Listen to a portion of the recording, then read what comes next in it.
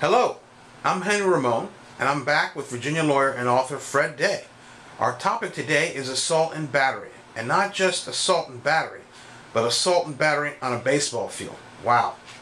As some of our viewers know, Fred wrote a book entitled Clubhouse Lawyer, The Law in the World of Sports. The book explores the many and varied ways in which the practice of law intersects with the field of sports. Fred, hello. Henry, how you doing? Fred, your chapter titled Intentional Torts and the Perils of Pitching opens with a story of the time during the 1991 baseball season that an exotic dancer named Toppsy Curvey ran onto the playing field at Yankee Stadium during a game and kissed New York Yankees pitcher Scott Kamieniecki. You described the kiss in the context of a discussion of assault and battery. How does a kiss on the pitching mound at Yankee Stadium become an assault? Henry, I'm going to answer that question from the perspective of Virginia law because that's where I practice.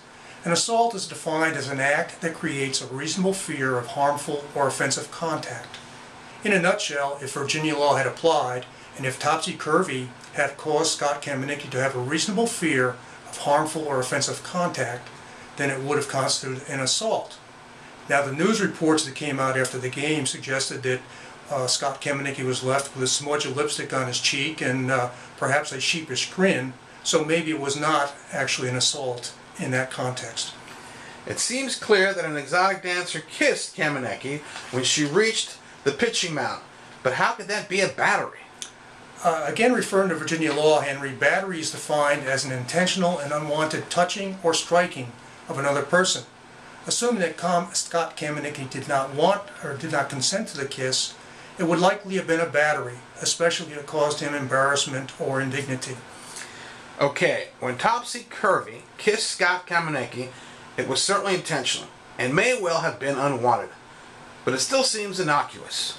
Henry, what matters in this instance is not the motive or intent of the person doing the kissing, but rather the feelings and reaction of the recipient of the kiss.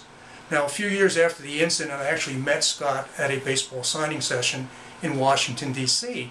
And I asked him about this encounter with Toppsy Curvey, and specifically I asked him whether or not he was apprehensive of physical contact. He said that no, he wasn't really fearful of physical contact. He sort of knew it was coming, I guess. But he was greatly embarrassed.